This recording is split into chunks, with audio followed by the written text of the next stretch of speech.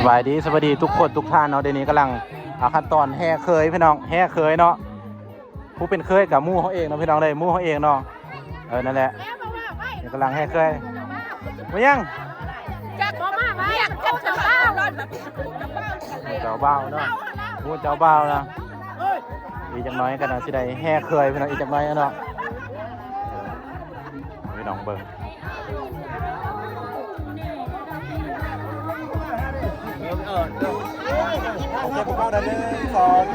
อีกจักน้อยพี่น้องอีกจักน้อยกำลังแห่เคยพี่น้องกำลังม้วนๆนำกันเนาะนี่อยู่บ้านน้ำลิ้นพี่น้องเมืองปักลายเองพี่น้องเด้อกำลังแห่เคยเป็นอีกจักน้อยนึงพี่น้องกำลังไทยหูไทยหอยนิดนึงก็เนาะแมน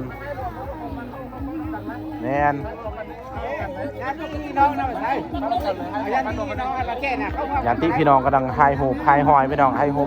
ร่วมกันพี่น้องกันว่านี่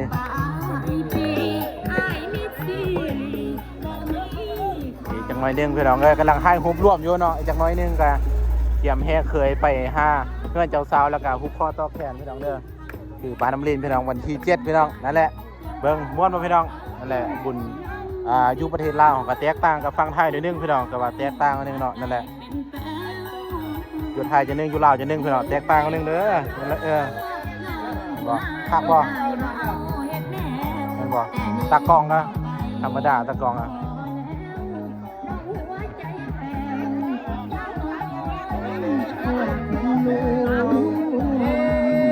เย้เด้อ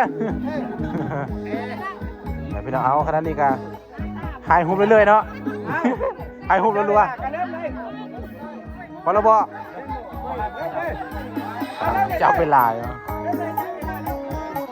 แหละโอเคพี่น้องปองปายนี่กระทึงเวลาสมมาพักควรพี่น้องน้องกสิได้แห่เคยไปเฮือนเจ้าสาวพี่น้องเป็นโอกาสดีพี่น้องพี่น้องนี่แห่เคยพี่น้องอยู่ฝั่งลาวพี่น้องบอกเขาจะค่อยๆพี่น้องรถนะพี่น้องค่อยๆพี่น้องเด้อปีนี้มีเฮือนึงพี่น้องไว้ปีนึงเนาะเขาบ่ได้มาจากเครื่องงานตรงนี้พี่น้องต้องแห่เคย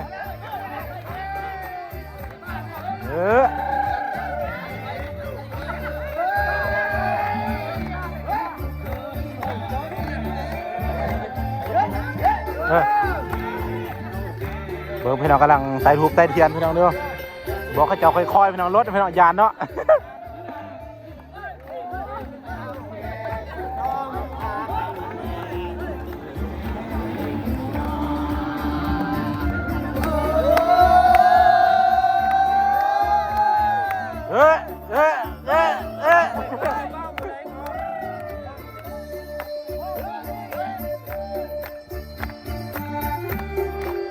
ลายพี่น้องได้คนกันลักลายนะท้ายตาพี่น้องแห่เคยพี่น้อง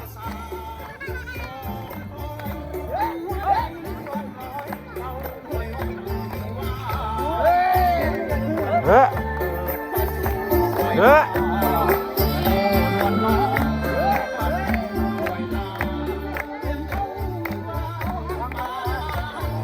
่งพี่น้องมือ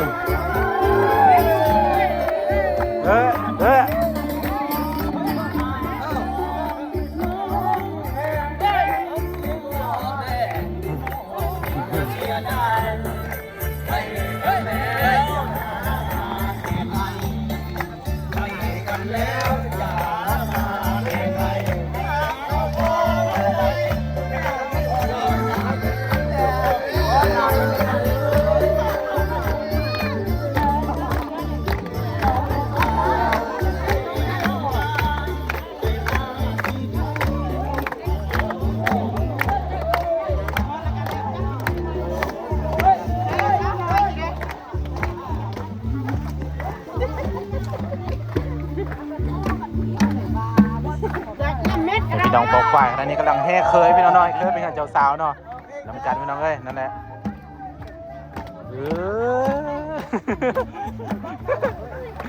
เฮียว่าเนาะยังไงพี่น้องเลยแห่เคยพี่น้องมืออื่นอีกเคยหนึ่งพี่น้องวันนี้เคยหนึ่งเนาะวันนี้เนาะวันที่7มื้อที่8อีกเคยหนึ่งพี่น้องคนกำลังขณะนี้ก็เวลา4 โมงพี่น้องได้อีกจักน้อยหนึ่งพี่น้องมืออื่นลง YouTube พี่น้องเลยลูกเคยอะไรให้หน่อยอายเอิ้นว่าเจ้า เ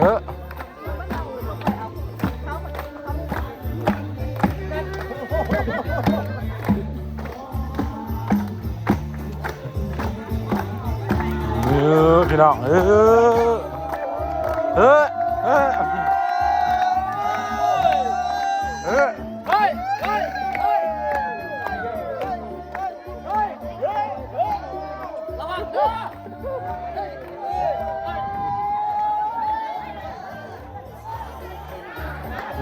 พี่น้อง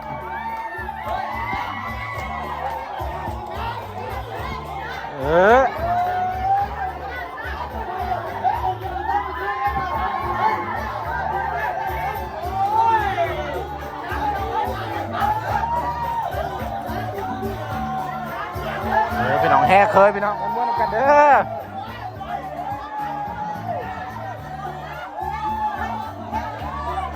อ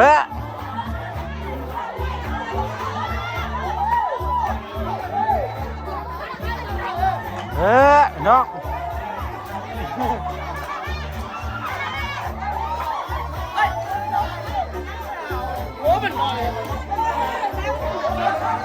พี่น้องเสื้อสีขาวกระแพงไหนบนธรรมดาพี่น้อง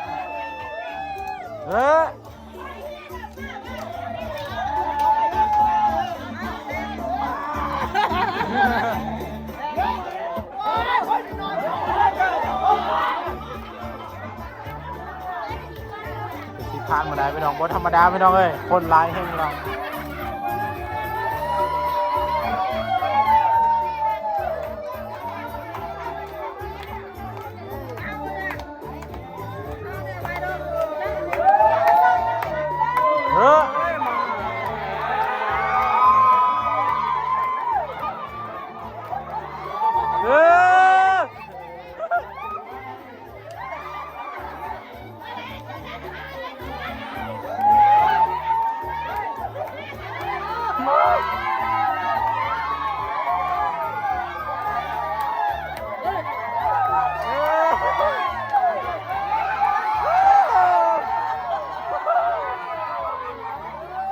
ไปเลยเด้อ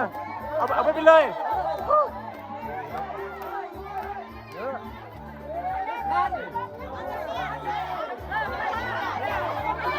เฮ้ยเขาไปไหนนะพี่น้องเอาไปเลยบ่เอาไปเลย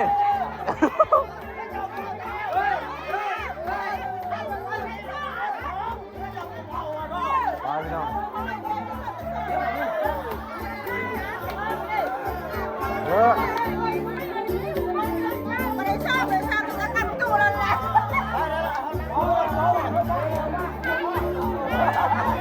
ดี๋ยวเขาไปนะพี่น้องวันนี้นะแม่แต่หาอยู่บรรยากาศอันนั้นเนาะนี่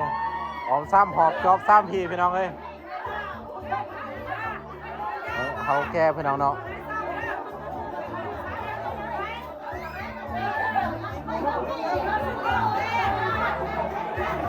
ตำมีตำคลองพี่น้องเอ้ยนั่นแหละกินเต้าพี่น้อง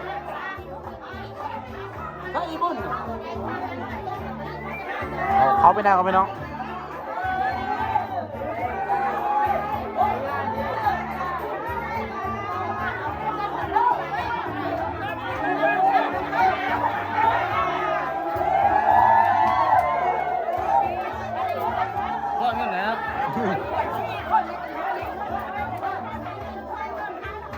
พยาบาลนะพี่น้องเขามาแล้ว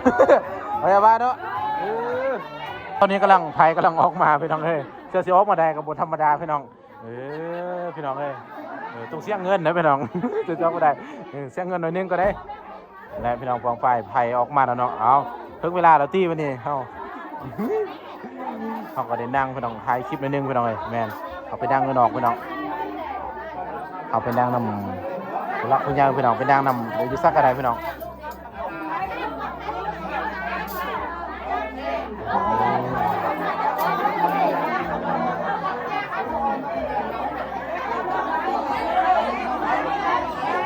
ออกมาแล้วพี่น้องเอ้ย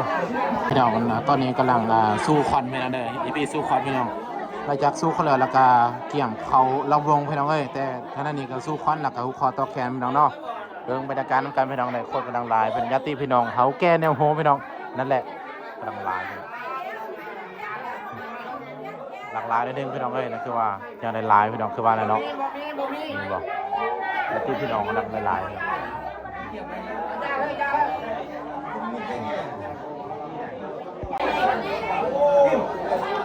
ำลังสู้ควันพี่น้องเลยสู้ควันพี่น้องอีกจักหน้อยหนึงพี่น้องหุบคอต่อแขนเนาะอีกจักหน้อยหนึงพี่น้องเบิ่งบรรยากาศด้านหลังพี่น้องเมื่อกี้นี้ด้านหน้าเบิ่งด้านหลังพี่น้องผมกำลังซีลายนิดนึงเนาะแมนเอาแกนน้องโฮมพี่น้องยิงนมสายนมพี่น้องหลายเนาะจักหน่อยหนึงพี่น้องเลยสร้างหาบกำลังแบบพวกมันพ้นอยู่ยังเล็กเด็กน้อยพี่น้องนั่นแหละ ไปฟาร์มของไส้เจ้ายันตีได้คนแทงเจ้ายันตีในส่วนปลาขาเป็นใต้เจ้ายันจะได้ไปส่วนปลาเขาฟันหัวเจ้าให้มาอยู่หัวเขาฟันหัวข้าเขาให้มาอยู่ข้าคนหูตาก็ให้มาอยู่หูตาแต่ก็ขาเธอ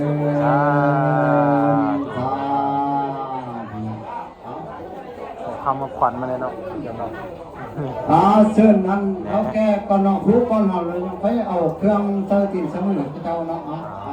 เชิญดื้ออันนี้กำลังพ่อแม่ช่องกันช่องไฟผูกก้อนบานเนาะวันหลังผู้คอต่อแขนไปนั่นเด้อเฉพาะแบบสองกำสองไฟผู้คอต่อแขนผู้ใส่เนาะเอาเชิญดื้อต่อแขนนั่นเองพี่น้องแม่แล้วตีพี่น้องผู้คอต่อแขนกับพี่น้องให้ผู้เบาสาวก่อนพี่น้องแม่นหลังจากนั้นก็คือคือว่าผู้ที่มาร่วมงานฮุกน้ำลังพี่น้องแม่นเนาะนี่งามหมดพี่น้องเจ้าสาวเจ้าบ่าวเนาะแต่งโตสุภาพงามหลายจบกันหลวงพ่อต้องเขียน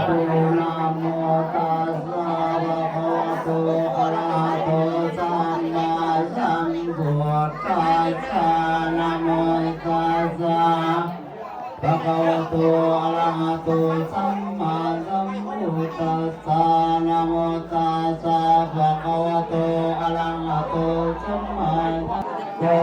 ทธัสสะของฝ่ายเนาะกำลังแบบลูกคอต่อแขนพี่น้องเลยแม่ลูกคอต่อแขนพี่น้องเลยญาติพี่น้องพวกเรากับเขาแก่ในหูพี่น้องรัดคัดตอนพี่น้องปล่อยมหาธามุนีกันมีกันโตไปดีอยู่กลางทุ่งเหลือ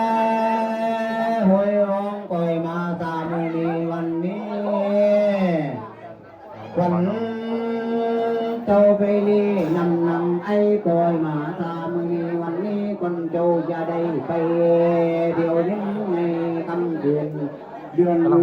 ในเจ้าพี่น้องอีกจักหน่อยนึงเนาะเขาก็สิไปทุกพี่น้องทุกคอต่อแขนก็สิไปทุกคือกันพี่น้องแม่น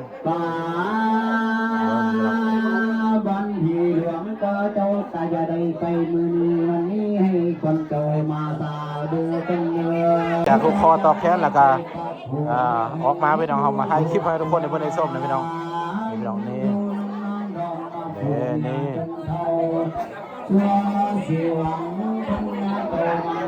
คนร้ายยังทำแบบคนร้ายเติมพี่น้องเด้อร้ายเติมพี่น้องแม่นญาติพี่น้องก็มาร้ายพี่น้องเด้อแม่นพี่น้องร้ายพี่น้องเด้อ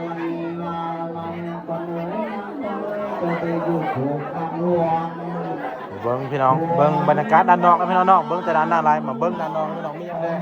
ด้านนอกก็เขาเนาะด้านนอกก็เขากับพ่อแห้งนะพี่น้องเลยเริ่มซึมๆแล้วบ่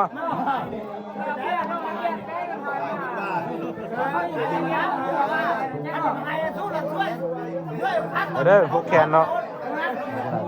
ไปเลยซึมๆมือนึงพี่น้องแมนเบิ้งข้างหลังพี่น้องมีอย่างได้พี่น้องเกิบเอาเกิบนะแมนเบิ้งข้างหลังนึงกันมีอย่างได้พี่น้องเนี่ยนี่กำลังกินยังบูฮูพี่น้องเลยตำบักหุ่งบ่ตำยังไปเบิ้งกันเนาะเบิ้งพี่น้องกินยังพี่น้องมั้งตำอะไรนี่นะ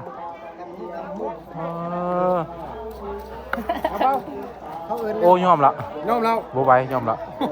เอาเรากันบ่เอาพี่น้องเล้านี่เล้านี่ยอมแล้วเล้าเนาะบ่กินพี่น้องกินเล้านายกองบ่กินเล้าพี่น้องบรรยากาศด้านนอกพี่น้องเบิ่งพี่น้องไปเถอะคือนางสาวน้องซึมแหวพุ่นนี่นะเบอร์ซ่องก็